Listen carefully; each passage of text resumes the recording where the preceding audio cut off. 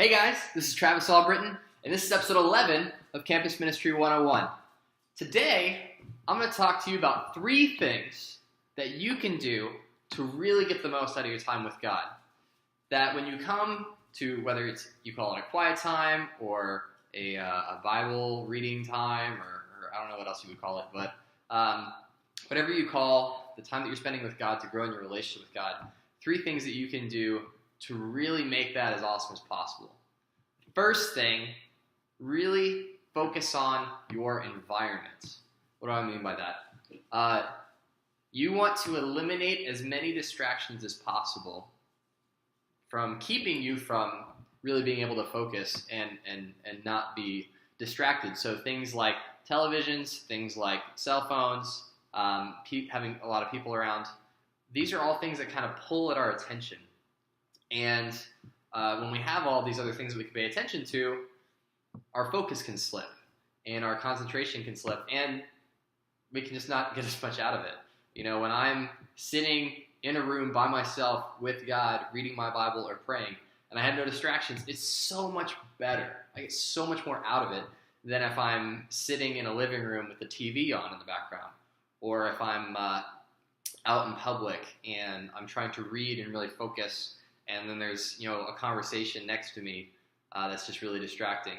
And, I think for me especially, I don't know about you guys, but the temptation is to kind of fit in my quiet times wherever I have space in my schedule. And sometimes that means having it in a non-ideal environment, whether it's praying in the car on the way to work or from work. I do that consistently, but it can't be the only prayer time that I have, because if that's the only prayer time that I have, half the time I'm praying, the other half I'm trying not to die in a fiery crash, right? So you want to really focus on your environment. Pick a spot. Have a favorite spot or a favorite couple spots. You want to kind of know yourself, know where you feel most comfortable, where you feel like you can let your guard down and just feel safe, because that emotionally, psychologically is going to play into you being able to open up to really trusting God. So you don't want to make it harder than it has to be. It's already hard enough, and so don't make it harder than it needs to be.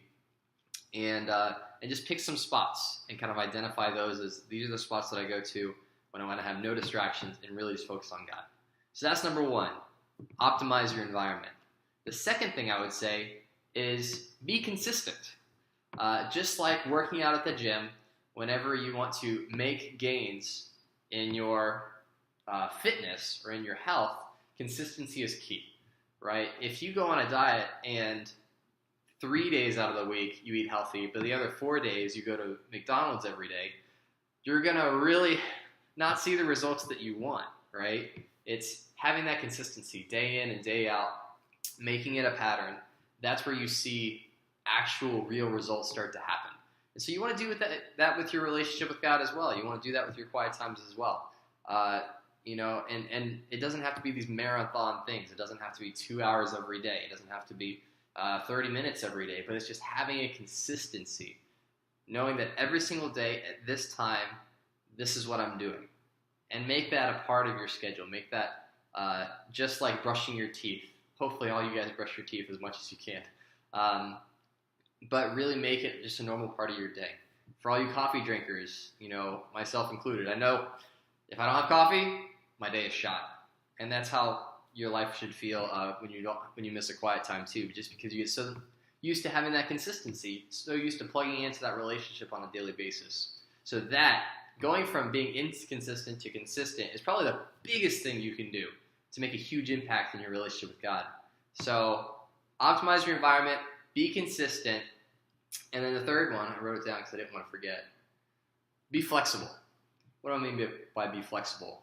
So what I mean by that is if something's not working, be willing to change. Be willing to change it up. There's no one way to do it. There are some consistent things that I think you should do if you want to develop a consistent relationship with God, if you want to see measurable growth. Reading your Bible has got to be one of them. That's really the only way that you're going to get to know God in any major capacity, at least true things about God, is reading your Bible consistently. Praying is so important, whether that's out loud, in silence, We need that. We're social beings. We need communication in order to build relationships, and so that's a way for us to express ourselves.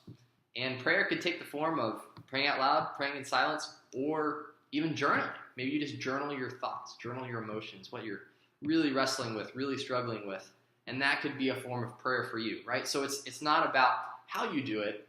The goal is growing closer to God, learning more about God, understanding who He is, and progressing in that, and then also emotionally, spiritually feeling close to God, so that way we can put that trust in Him when things get difficult.